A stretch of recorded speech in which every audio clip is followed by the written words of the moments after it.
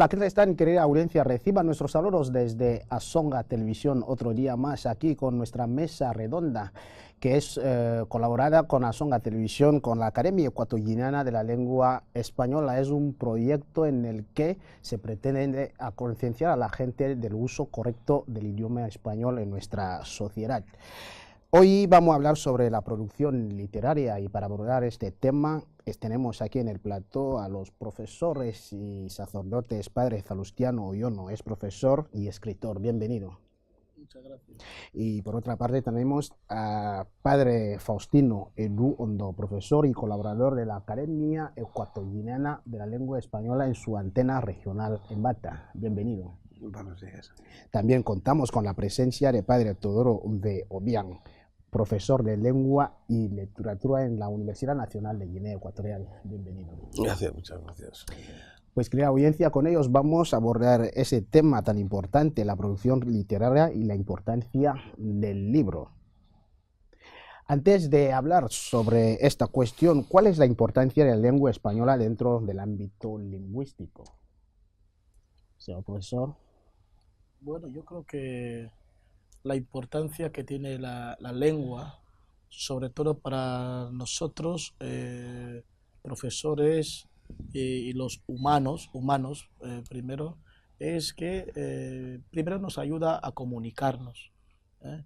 Este gran hecho de que Dios ha dado a cada uno de nosotros que podamos comunicarnos entre sí, entre los humanos, podamos entendernos y no solamente esto, que la lengua crea fraternidad, la lengua crea fraternidad y para nosotros aquí el español es una lengua, si se puede decir así, una lengua de unidad. Sí, también podemos añadir que, bueno, a nivel de nuestra sociedad aquí en Guinea Ecuatorial, el español es tan importante porque se convierte en una lengua vehicular entre todos nosotros los que somos de este país. El país está formado por varias etnias y no hay posibilidad de que todos podamos entendernos en nuestras lenguas nacionales. Entonces, el español ya ayuda a que podamos, de alguna manera, comunicarnos fácilmente. Y es muy importante, precisamente para eso, como ha dicho el padre, medio de comunicación para que la gente pueda unirse, para que la gente pueda intercambiar sus pareceres y para que podamos vivir juntos.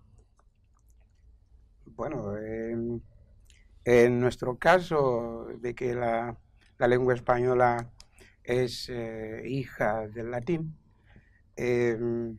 no solamente lo que ya han dicho mis compañeros, sino también a añadir que hay una disciplina para hablar el castellano perfectamente, hablar y escribir perfectamente el castellano. Y es uno de los idiomas bastante difíciles de dominar.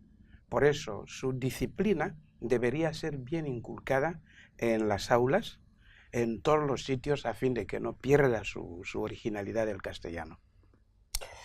Sí, al ser medio de comunicación la lengua española entre todos nosotros, ¿en qué se basa en este sentido la literatura?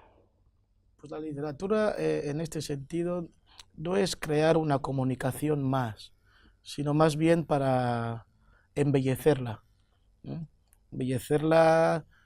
darle un poquito más de ornamentación, ¿no? La lengua ya, como hemos dicho, tiene su objetivo de que las personas puedan entenderse entre sí, pero la literatura viene a añadir un matiz más, ¿no? Un matiz más.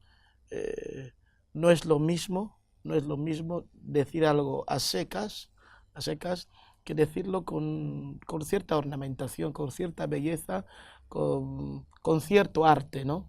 Entonces la literatura añade este matiz.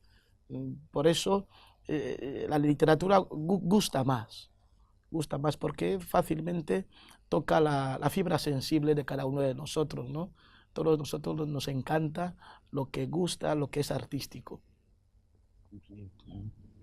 Sí, pues en ese sentido, como siempre hemos ido viendo las distintas producciones literarias en las distintas culturas, como dice el padre, la literatura es como para que cada persona, cada escritor o cada persona que está utilizando el español le da una cierta producción, le da un cierto carácter personal sobre este español que está, digamos, que está produciendo para los demás, porque los literatos, los escritores, lo que hacen es sacar lo que tienen de sentimientos para ponerlo al servicio de los demás, pero con la lengua, con la lengua como instrumento. Y eso es muy importante, por eso hay varias tendencias literarias, hay varios grupos literarios y se van clasificando, y en ese sentido, en principio es el sentimiento del que utiliza la lengua para expresar sus sentimientos con la lengua hacia los demás. Esto es otra forma de comunicarse. Como he dicho anteriormente, que se debería respetar la rigurosidad de ese arte de hablar el castellano. La literatura nos viene a añadir otra cosa que es el preparar y, como podría decirlo, al mismo tiempo cocinar el castellano a fin de que sea mejor diseñado, mejor hablado, mejor adaptado. No es un idioma como los demás que tienen expresiones consagradas. El castellano no tiene expresiones consagradas, sino expresiones que cada uno las utiliza como sabe y como puede. De ahí la elegancia extrema del castellano, que debe ser muy bien cuidada esa literatura española. ¿Pueden hablarnos sobre la literatura ecuatoguineana? Sí, sí. Yo primero quiero decir, el otro día cuando estuvimos en el Centro Cultural de España, aquí en Bata, el día 23, el día del libro, hay una cosa que en nuestra aportación estuvimos señalando, ¿no? Y aquí se hace más concreta. Delante de mis contertulios han sido profesores míos, ¿no? Lo de referente para la lengua es muy importante. Yo he tenido la dicha y le digo gracias a Dios que he tenido profesores desde la primaria hasta la secundaria y luego en el seminario, de profesores que en la dicción han sido para nosotros la manera de expresar la lengua española, han sido para nosotros grandes referentes. El padre Faustino, el padre Teodoro, gente que habla bien español y eso nos ha ido ayudando, ¿no? Para que nosotros también podamos ir poco a poco creciendo. Y dicho esto, yo creo que cuando nosotros hemos estudiado la literatura, hasta cierta edad, no se estudiaba la literatura guineoecuatoriana. Hoy por hoy se nota que hay un sinnúmero, podemos decirlo así, de escritores guineanos que están siendo ya conocidos y reconocidos a nivel nacional y a nivel internacional. Y eso para nosotros es un gran elogio, ¿no? Para la gente que escribe en este país. Para mí, gente como Leoncio Evita Enoy con los combes, cuando los combes luchaban, ¿Sí? el primer arzobispo de Malabo, Rafael María Nzabui, su libro de Nsua, o Marcelo Asistencia Ndomba, ¿no? Sus cuentos. O sea, ves cómo ya la gente, desde los primeros momentos en la época colonial, ya empezaban a mostrar esa elegancia de la que ha hablado el padre de la lengua, ¿no? Y hasta hoy tenemos a gente como Melibea, gente como Guillermina Mocuí, Juan Tomás Ávila Laurel, o sea, gente que va, el académico Maximiliano, un Cogo, o gente que está saliendo ya a la luz y se está siendo reconocida. Usted acaba de publicar también un libro. Bueno, estamos entrando. Vale. Pues sí, hay una cosa que me llama la atención últimamente como profesor de lengua española, esta preocupación, quizá podemos llamarlo de otra manera, esta tendencia que tienen los alumnos estudiantes en hacer cosas, crear, escribir, obras, poesías y cosas de estas. La semana pasada, pues, hay un alumno que viene allá en la Facultad de Humanidades, viene y me encuentra y me dice, profe, quiero que me corrijas esto que he escrito y tal, lo tengo en el coche, lo voy a corregir. Si hay alguna falta de estilo, alguna falta de ortografía, dice, lo quiero presentar. Esto no existía antes. Quizá porque, bueno, no se valoraba o quizá por falta de... Hombre, ahora hay más formación que antes, esto yo creo que hay que entenderlo. Entonces, en ese sentido, pues, esta preocupación de los jóvenes en empezar a enamorarse con la lengua española, que es la nuestra, la que utilizamos, esto es importante. Y esto anima a que, pues, los demás puedan interesarse a eso y que nosotros los profesores nos demos cuenta de que me parece que hay algo que está surgiendo ya desde donde no había nada. Yo creo que esto es interesante. Bueno, hablando de la literatura ecuatoguineana, se me viene ahora a la cabeza algunas obras que yo he tocado con mis manos. Por ejemplo, la obra de María Jangué, una mujer que estuvo en la sombra intentando hacer mucho, pero se publicó lo que ella hizo y se hizo lo que se pudo. También está Agustín Zenfumo, que también escribe bien y es muy elegante escribiendo. Está el mismo jefe de Estado que ha escrito un libro, Vivirá por mi pueblo, que lo que falta en todo esto es que los centros hagan constantemente semanas del libro, una semana entera del libro donde se vaya publicando esas obras, a fin de que sean muy comunes y que se conozcan. No solamente 2, 4 ciudadanos en un distrito son los que tienen esos libros, sino deben estar ahí, aunque la cultura del libro no acaba de entrar mucho por aquí, ni siquiera la cultura del periodismo. Leer el periódico por la mañana cuesta un montón a mucha gente. No se informan, hasta incluso un telediario que uno no se esfuerza en leer, solamente escucharlo cuando llega la hora del telediario, a cambiar de canal muchísimas veces. Entonces da la impresión de que la gente no tiene eso, de que sienta su propia lengua, las cosas que dicen la gente con la propia lengua que él utiliza, porque la lengua misma que tú hablas te identifica al mismo tiempo. Yo pienso que esas cosas deben ir implementándose en los centros de formación. Sí. Sí, yo quería, cuando el padre ha dicho lo de Agustín Zenfumo, ¿sí? Yo soy profesor de literatura y muchas veces a mis alumnos les digo, yo compro la Gaceta por el profesor y presidente ahora de la EGLE, académico Agustín, por la elegancia. O sea, incluso cada palabra en su sitio, ¿no? Algo así como decía Juan Ramón Jiménez, dame la palabra exacta, ¿sí?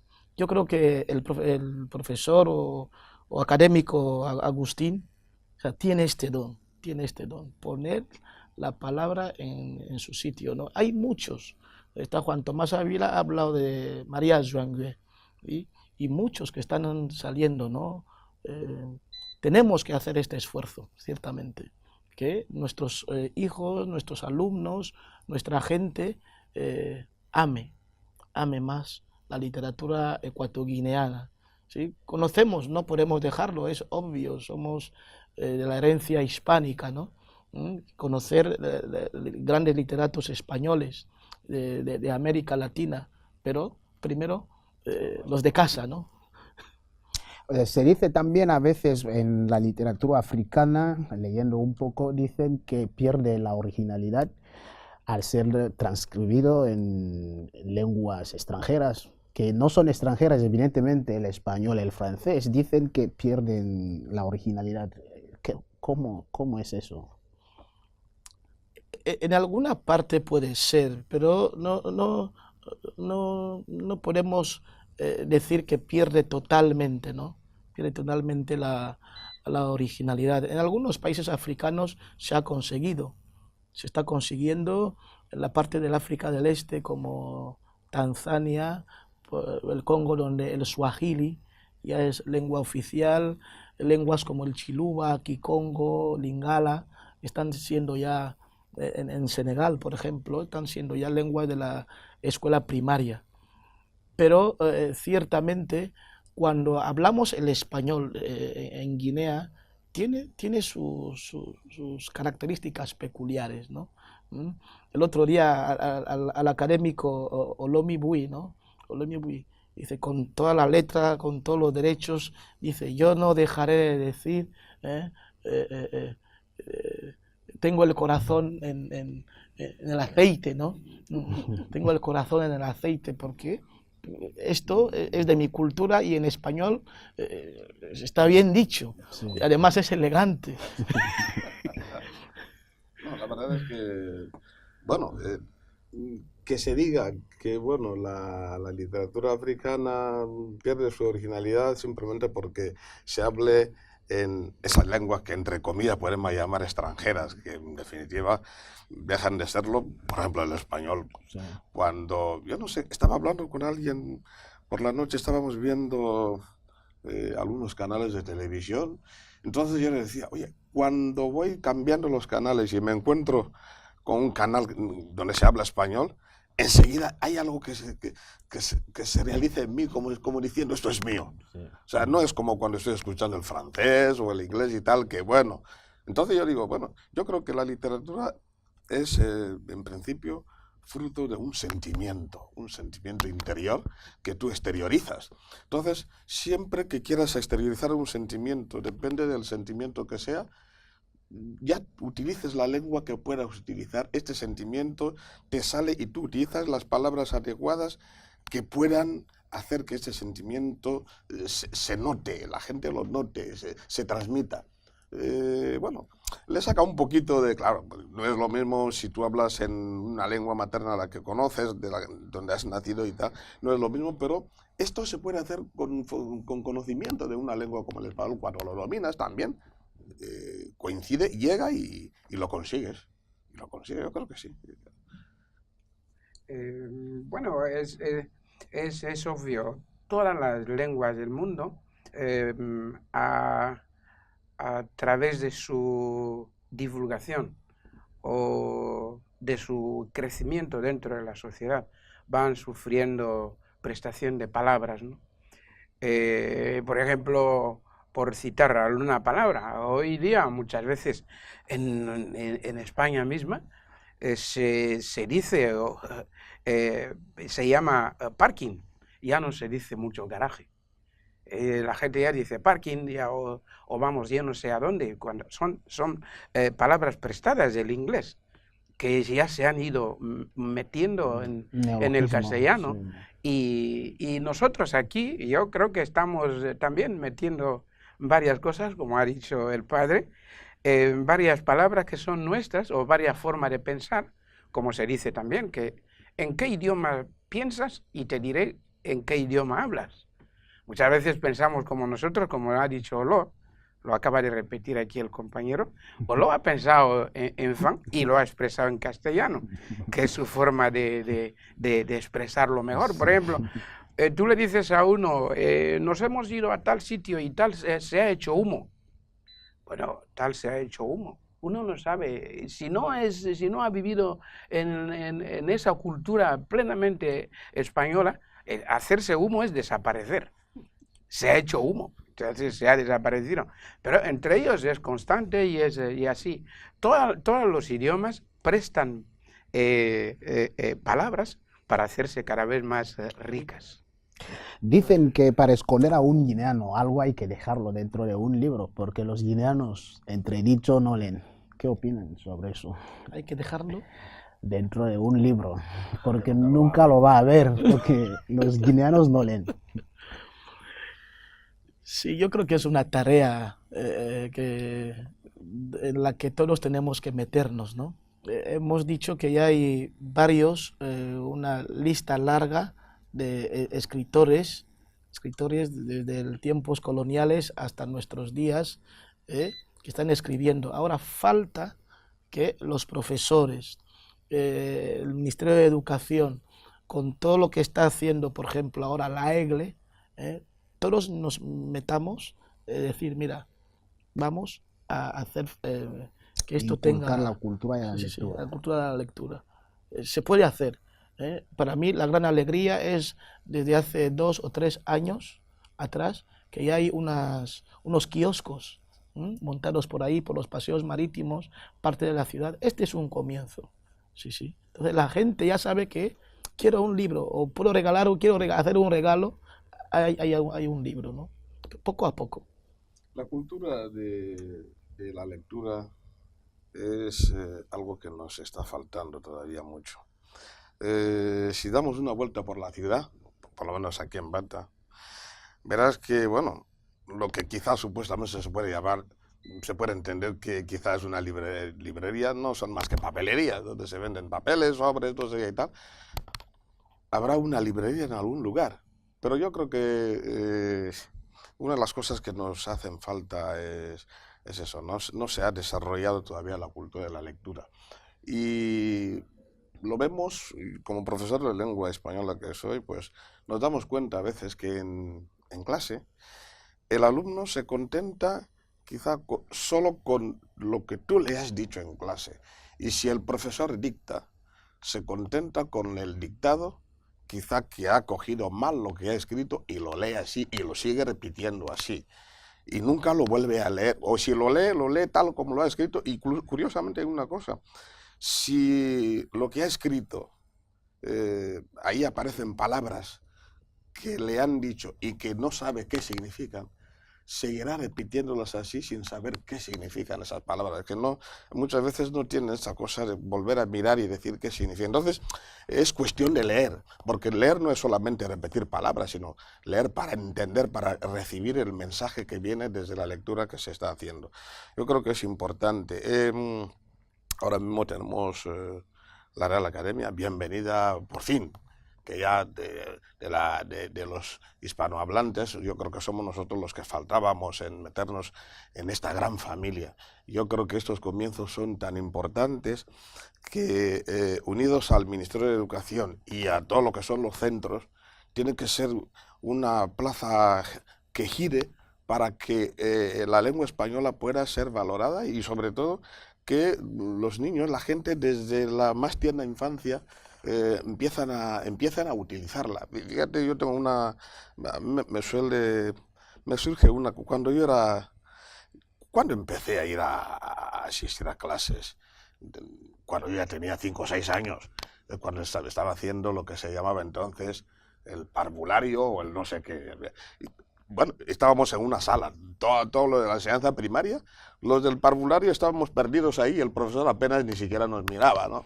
Y estábamos, o hacíamos lo nuestro, pero a 5 o 6 años es cuando empezabas a leer el abecedario español, pero ahora están las guarderías, están los jardines de infancia, donde se llevan a los niños hasta que tienen todavía meses, está creciendo con el español, incluso el primer idioma que empieza a aprender, no es el materno, sino empieza a hablar en español.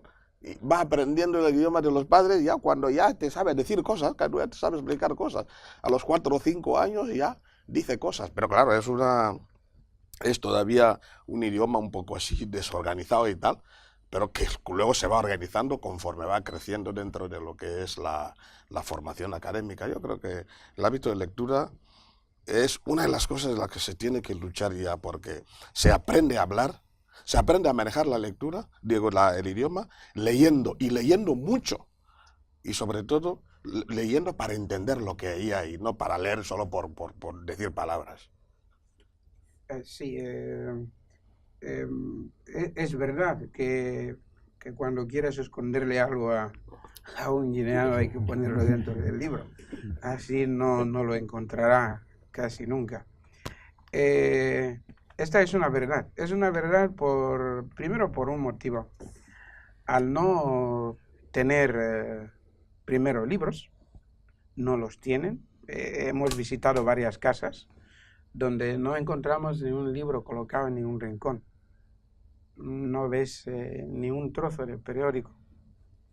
Pero sin embargo, cuando llegas ahí donde venden buñuelos, encuentras muchos libros rotos que van a meter ahí dentro en las hojas, bien escritas, de buena literatura, que los van a poner buñuelos ahí dentro así se va la literatura dentro de los buñuelos, y después de comer el buñuelo nadie lee lo que tiene la hoja, ¿no? Entonces nos hemos habituado a creer que las hojas de libros se utilizan para vender cosas. Para poner buñuelos dentro, ¿no? Y esa es la imagen que él tiene de las hojas del libro, por desgracia, ¿no? Y ya no digamos las hojas de los periódicos. Ha llegado otro tipo de lectura que no es la lectura que forma. Yo no sé si la que deforma, que es el teléfono que tenemos, pero ¿cuánto interés tiene la gente hoy día en mirar el Internet? Si fuera para informarse, diríamos que todo el mundo estaría ya muy bien, porque alfabetizar un pueblo no es A, B, C y leer lo que es, sino saber interpretar un artículo de periódico. Este sí que es un pueblo alfabetizado. Pero si una persona todavía no tiene voluntad de leer un artículo de periódico, entenderlo y capaz de criticar, no está alfabetizado este señor. No está alfabetizado. Y eso es lo que todavía nos ocurre aquí, la curiosidad de leer lo que yo encuentro, los papeles que están en el suelo, ver qué es lo que decía ahí dentro, el que escribió. Eso es lo más importante. No van a empezar a leer, sino es una cultura progresiva que tiene que ir entrando, como la marea del mar, pero que poco a poco podremos ir lejos. Querida audiencia, nosotros seguimos aquí con ese tema muy interesante, la producción literaria ecuatoguineana. Pues seguimos con estos grandes profesores invitados, los cuales estamos abordando este importantísimo programa, pero damos una recesión para volver con ustedes dentro de unos minutos. Hasta entonces.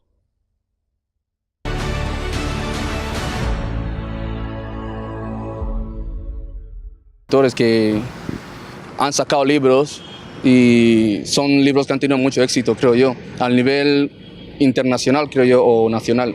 No sé muy bien, pero sí han tenido mucho éxito. ¿Y conoces algún escritor guineano?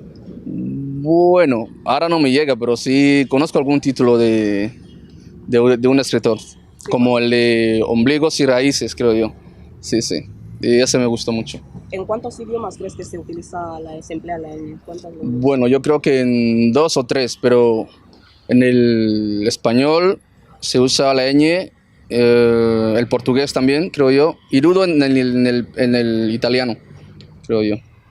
Debe haber también una publicidad para que todo el mundo sepa a los escritores guineanos, porque en par conocemos a muy pocos, pero yo creo que hay bastante, pero debemos conocerlo a través de una publicidad, a través de los editores. Y si no, pues no vamos a conocer a todos. A ver, en Guinea Ecuatorial, ¿hay alguna editorial donde se pueda conocer? Yo creo que no me consta. Ni el nombre, ni nada. Yo creo que todo lo hacen fuera de este país, yo creo. Y luego traen los libros. Pero el guineano no se acostumbra a leer. No estamos acostumbrados a leer. Son pocos, hablando bien, son pocos los que se dedican al mundo de la lectura. Pero la mayoría no. Y bueno, ¿conoces algún escritor guineano? Bueno, sí. Leandro Mbomuyo, ¿no? Escribió, creo. ¿Y quién más?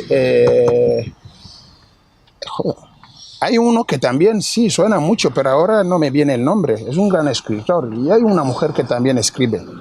Sí, hay, pero ahora los nombres no me vienen. Como he dicho antes, hoy día es una, no voy a decir desgracia, ¿no? Sino más bien diría que es una negligencia por parte de la juventud actual, ¿no? No leer. No estamos acostumbrados a la lectura. Y esto hace que nos quedemos bloqueados en cuanto a nuestro idioma de trabajo, el español, ¿no? Yo pienso que se debería fomentar el espíritu de la lectura, sobre todo en los jóvenes, porque la lectura ayuda a hablar un idioma. ¿Y por qué no seguir los medios de comunicación social? Porque es el medio, por decir de algún modo, que permite hablar cualquier idioma mejor. Es decir, los medios de comunicación ayudan a que una persona pueda hablar bien un idioma, y en este caso, nuestro idioma, el español.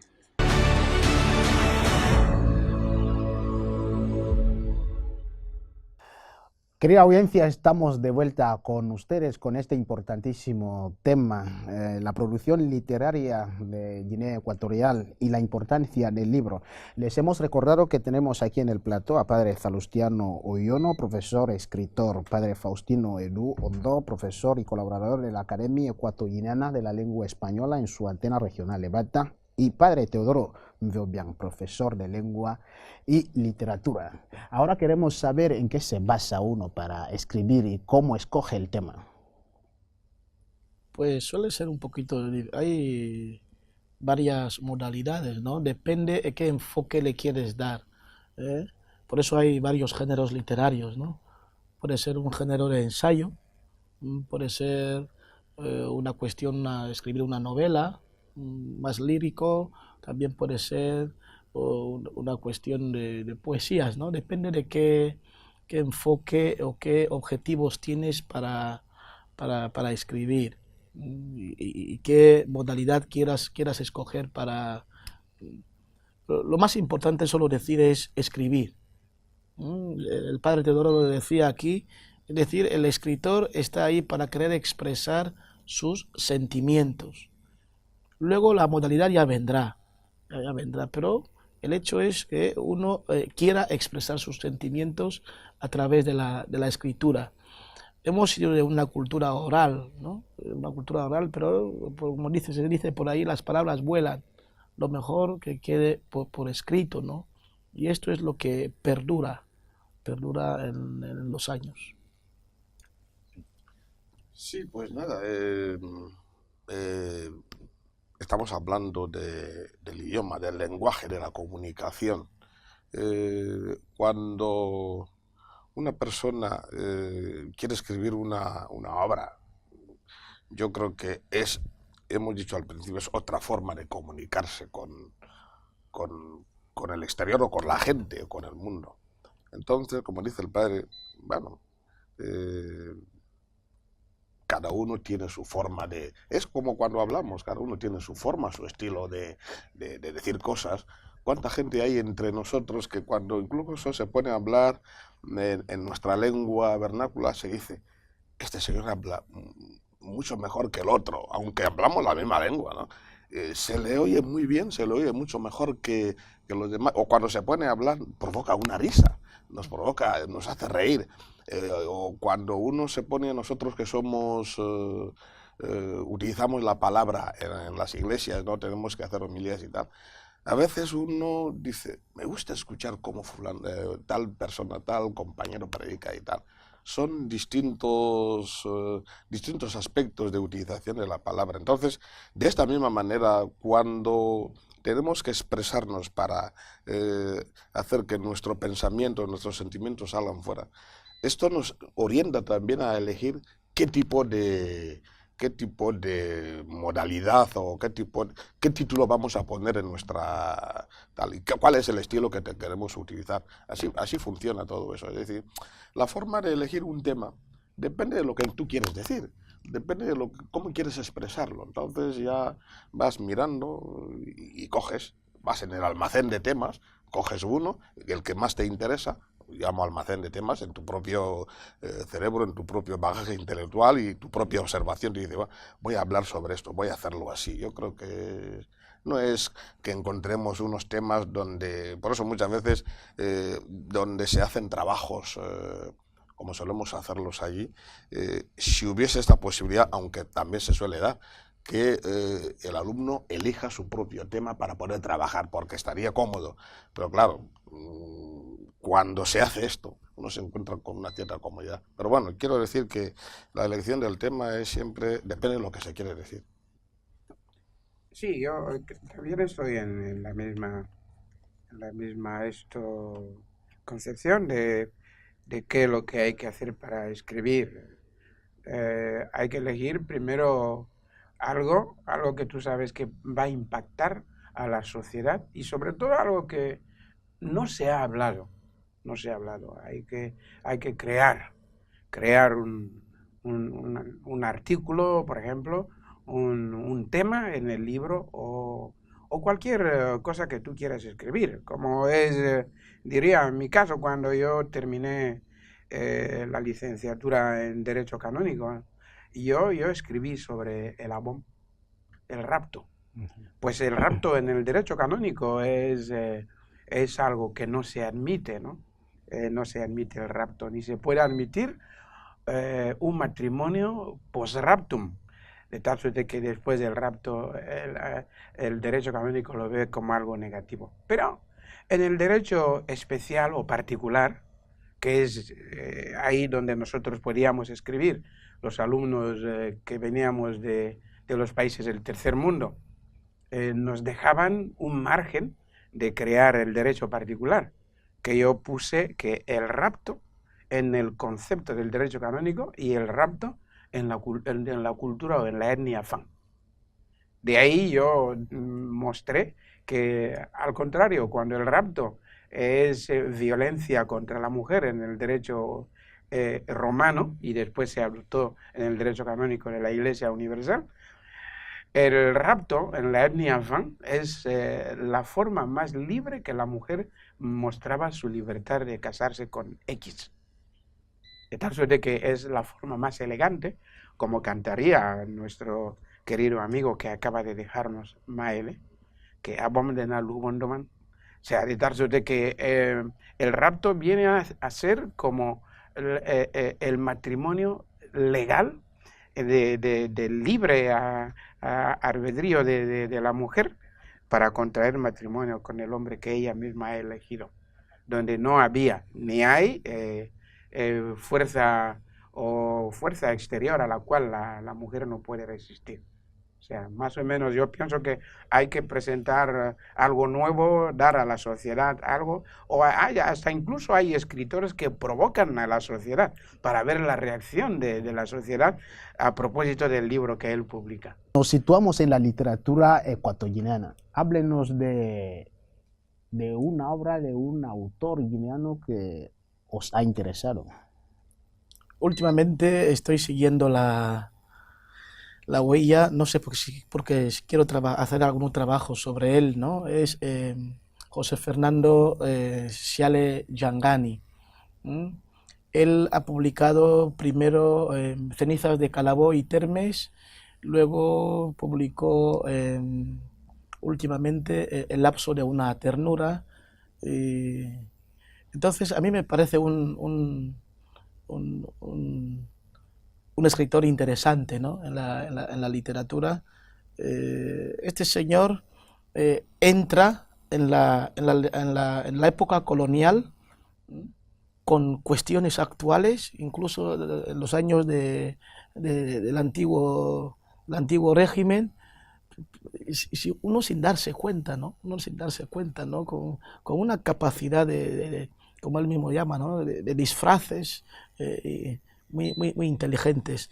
Luego también me gusta y últimamente he leído algo de él, es el de, ¿cómo le llaman? Maximiliano Uncogo, uno de sus últimos libros, Ecos de Malabo, ¿no? Yo puedo decir que he nacido en Malabo, he crecido ahí toda mi vida, mi juventud la he hecho ahí. Leer Ecos de Malabo, te mueres de risa. Bueno, solo decir, cuando has leído un bonito libro duermes bien. Y Maximiliano Oncogo muchas veces me hace dormir bien. O sea, usted tiene 2 autores. Hay varios, últimamente. Sí, padre. Yo, pues, bueno, para ser sincero, no he tenido esta gran oportunidad de leer libros de ecuatoguineanos, compatriotas nuestros, pero quizá alguna visión así un poco a vista de pájaro. La información, incluso la pequeña visión que tengo sobre los compañeros compatriotas nuestros es, digamos, este atrevimiento de empezar a hablar sobre cosas de la cultura que nadie anteriormente se atrevía a hablar. Es decir, no es fácil meterse dentro de una cultura, sobre todo en una cultura oral, para poder sacar algo. No es fácil. Y una de las cosas que me hacen... Me alegra precisamente es esto, ¿no?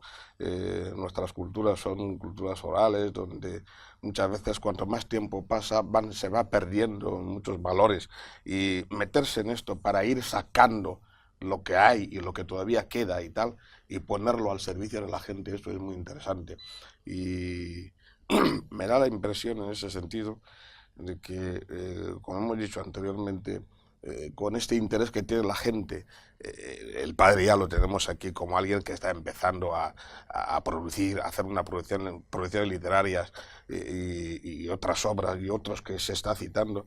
Yo creo que animarles para los que lo hacen, para que puedan realmente meterse en este ámbito que otros muchos no se atreven a meterse, simplemente porque igual cuesta, o no quiere trabajar demasiado y tal, pero es fruto de un esfuerzo. Hay que meter la mano del barro para ir sacando a ver qué es lo que hay ahí, y esto es interesante. Yo creo que esto es lo que puedo decir. No he tenido la oportunidad, y esto quizá me lo reprocho, porque quizá a partir de ahora voy a tener que meter la mano por donde sea para decir, a ver, aquí hay que leer lo que nos toca, lo que es nuestro. Es importante. Padre, empezaré a leer tu libro, así que te empezaré a leerlo, a ver si... Bueno, y yo, uno de los primeros libros y ensayos que he leído de guineanos, por ejemplo el de Monseñor Rafael, que escribe sobre Nsua en la etnia Afán. Y yo quiero hablar de eso a propósito de lo que vamos escuchando últimamente, que los jóvenes muchas veces, me van a perdonar por la expresión, por no conocer su propia esencia, la esencia del pueblo Fang o de la etnia Fang, van diciendo que no, la dote no es gran cosa, hasta incluso la tribu no es nada. Yo no sé hasta dónde quieren llegar. Pero sin embargo, Monseñor Rafael defiende la dote como la base y el documento oficial que tiene el vínculo matrimonial en la etnia Fang. Porque si no hay este gesto de la dote, realmente no hay matrimonio. Nosotros nos preguntamos si nuestra juventud, aunque no todos nos van a perdonar, nuestra juventud no acepta la dote y quieren unir esos matrimonios que nacen en las discotecas, ¿qué es lo que tendríamos en nuestra sociedad como matrimonio? Cuando no hay dote, cuando no hay nada, que solamente viven juntos, quieren considerar eso como matrimonio, porque ni quieren últimamente unirse al vínculo matrimonial canónico, ni al consuetudinario, ni a nada, pues serían simplemente contubernios, ¿no? Yo pienso que Monseñor Rafael nos ha dado un material de base como para sopesar y ver que la dote forma parte de nuestra cultura matrimonial. Sí, a propósito de esto de dote y de familia, en Guinea Ecuatorial, venimos de la facultad ahora y hemos tenido un debate a propósito de esto, ¿no? Y una de las impresiones es que muchos de nuestros estudiantes desconocen mucho nuestra cultura. Y luego, hablando de los libros otra vez, a mí me gustaría recomendar a los estudiantes que quieran meterse en las cuestiones de la lectura, primero empezar a leer libros sencillos, libros fáciles, que ya los hay y amenos. Por ejemplo, los cuentos crudos de Juan Tomás Ávila. Y luego una persona que yo me considero un poquito atrevida en la literatura ecuatoguineana actual es Guillermina Mocuy. O sea, sus 3 libros para mí son muy atrevidos. El primer libro, Llanto de la perra, 3 almas para un corazón y Las 3 vírgenes de Santo Tomás. Este es atrevidísimo. Entonces, les recomiendo y son amenos. Sí, para editar un libro cuesta dinero porque hay 4 pasos: corrección de manuscrito, maquetación, diseño de portada y último, la impresión. ¿Hay subvención para editar un libro aquí? Cuando uno edita un libro, ¿tiene subvención de unas instituciones o del gobierno? Yo creo que de todo hay. Ha habido edición de libros que han sido subvencionados por el gobierno, o otra gran ayuda que se ha tenido en el país para la producción literaria ha sido la cooperación española a través del Centro Cultural Hispano-Guineano, ahora de España, ¿no? Ha cambiado un poco. Y luego la gente particular. Hay gente particular, por ejemplo, en mi caso, han sido algunos amigos que han financiado, han subvencionado para que esto pueda realizarse, ¿no? Entonces hay un poquito de todo. La cuestión está en que, como en todas partes, ha habido mecenas, ¿no? No podemos dejar que el gobierno lo haga todo. Esperamos que a partir de ahora, con este gran empuje con la que empieza la EGLE, también se pueda ir produciendo en el país puntos de ventas y de publicación de libros. Algunas recomendaciones rápidas sobre la literatura ecuatoguineana y la importancia del libro como profesores.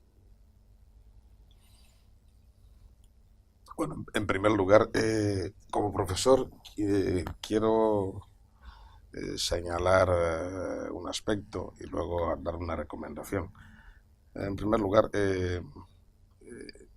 tenemos, por lo menos los que aprendemos, los que enseñamos y aprendemos el español, tenemos que considerar el español no solo como una asignatura más, donde los alumnos, donde yo quiero sacar una nota para probar y tal, sino considerarlo como un instrumento que me sirve para la vida. Es decir, este instrumento que me sirve a que yo pueda aprender otras cosas. Es decir, aprendemos con el español, aprendemos matemáticas, aprendemos geografía, aprendemos historia, porque si no conocemos el español no podemos entender nada, no podemos aprender nada, nos quedamos bloqueados. Me refiero al español como instrumento valioso, muy válido para nuestra propia vida, para nuestro propio funcionamiento como intelectuales. Por eso yo creo que es cuestión de no solo saberlo dominar, sino hacerlo, digerirlo como si fuese algo que yo tengo que comer y digerirlo y que forme parte de mi propia vida, de mi propio organismo.